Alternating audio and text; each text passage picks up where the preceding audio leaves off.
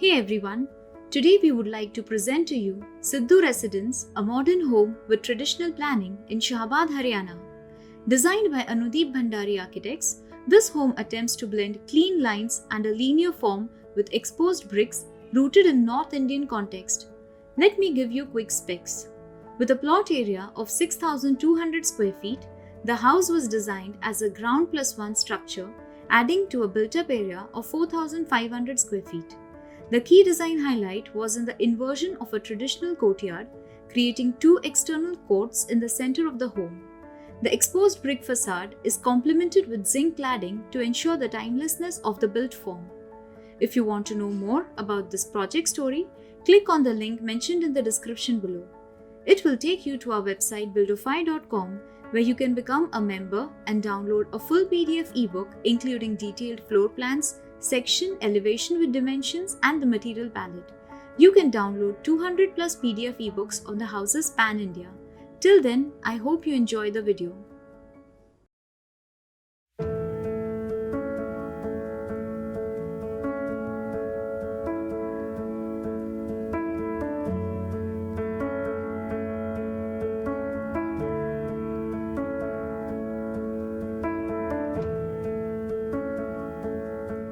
This was a project that we did for Mr. and Mrs. Sidhu. The site is located in Shahbad, which is 180 kilometers north of Delhi. Shahbad is basically an agricultural town, but it is also a nursery for hockey players. In fact, a lot of Indian men and women hockey team have players from Shahbad.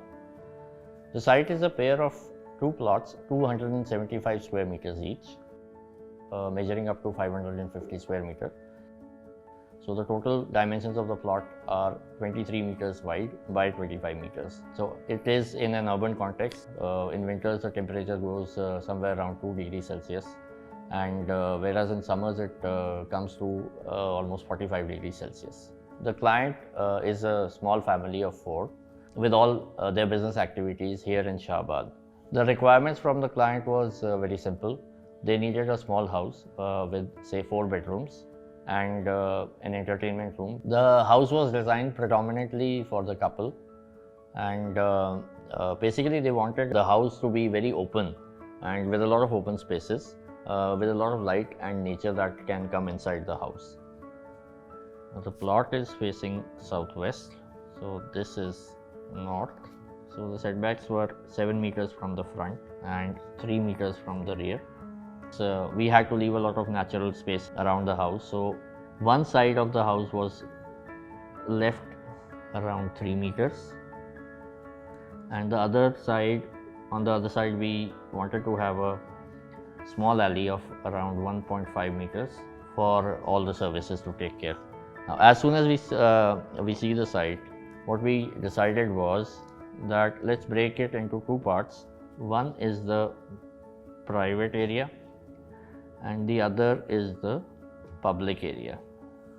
So once the private and the public areas were established, we got an opportunity, since there was a lot of space left in between, to insert a foyer, which was an elongated foyer that was set right besides the green area, which was overlooking the master bedroom on the private side, and hence we had this good open space on all the 3 sides of the bedroom.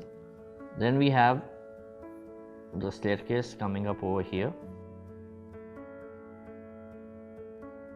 and in the public areas we had a formal living area, a guest bedroom and the kitchen. The rear side of the kitchen is used as utility, and we have a nice deck right outside the staircase, and this whole area on the rear side also becomes a green area.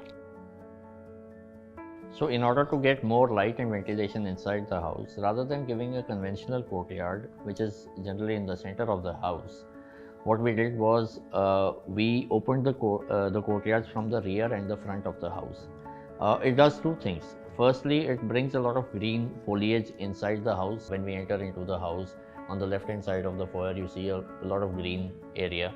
Plus also on the rear side of the house, the whole area is filled up with light since the courtyard is coming inside from the rear side. Now by giving the access to the courtyard from the front and the rear, what we are doing is we are letting the green foliage enter into the house, and we are cutting down on the maintenance, the daily maintenance that we need to do on an internal courtyard.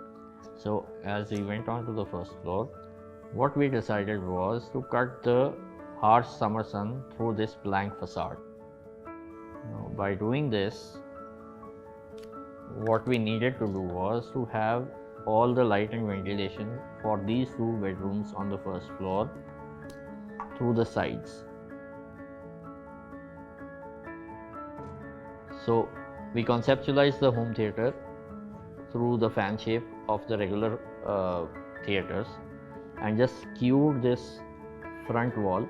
What we get from here is a little side window which is more than enough to provide necessary light to the home theatre. A similar thing was repeated on the rear side just to create a nice little nook or a corner to sit on the rear side with north light. We also had a second floor added to the house, which only houses the servant quarters and which has a separate access from the ground level. All these new developments and smaller towns which develop to accommodate the urban population, they have a very poor drainage system. So instead of the nominal 450 mm plinth raise, we just increased it to 1 meter. This actually paved way for the floating effect of the house that you can see as you approach the house. So the layered stepped entrance is also designed to highlight the plinth level and also bring into focus the main foyer area. We've used black laminam on the steps and the surrounding areas. So the raised plinth level gives us an opportunity to give a shallow water body right outside the formal living area. The reduced size of the first floor gave us an opportunity to have a wider facade. So on the ground level you see these are the private area, the public area, the central foyer, which are interspersed with these green areas. Whereas on the first floor you have this massive blank facade with this home theatre. To cut down the sun on the private area was we planted a mulberry tree which would go above the window height and cut the summer sun, since it is pruned on the eye level, so it will allow the winter sun to enter through. So the window is divided into two parts. The upper part, which is the fixed part, has the glazing, and the lower part has the wooden louvers from outside. Now these louvers bring in the air, which is done by these sliding shutters. What you get is a window which has a larger viewing area from inside and proper ventilated space. So we enter into this elongated foyer which has this big window, and you can see the dense foliage from outside. So we have the window and then we have the louvers at the bottom. The louvers are opened through these sliding shutters. The wooden louvers are on the outside. It has a metal mesh to keep the flies and the mosquitoes away, and then it has a grill, and then you can just close these shutters, the sliding shutters, and this explains the window. Also what you can see is the skirting detail which has changed over here to accommodate the brick facade inside.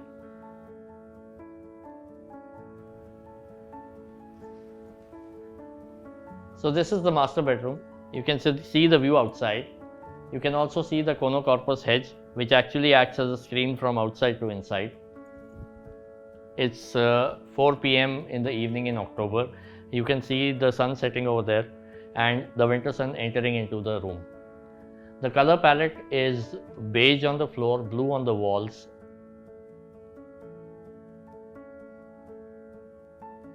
And we have this white round column The white round column is the thing that supports the cantilever over the sitting deck outside. Also, you can see artwork such as plates on the walls and the Notre Dame impression painting right above the bed. So this is the teakwood staircase. The frame of the staircase is in mild steel. You can see the staircase is extremely light and unobtrusive so that the rear courtyard light can enter inside.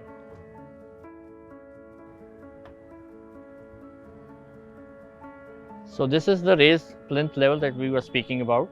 So you can see the floating steps. What this raised plinth level does is it creates a shallow water body over here.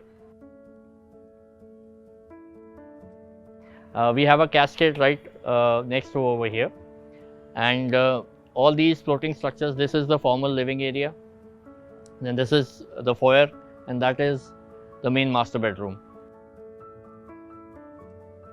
The house is a marriage of the old with the new. As we see, the good old brick is juxtaposed with the zinc metal sheets. Now, we've used the zinc metal sheets because the client wanted a very low maintenance house, and the 1 mm thick zinc sheet actually goes on for 100 years. So the major takeaway for us was that architecture progresses itself if things are kept simple.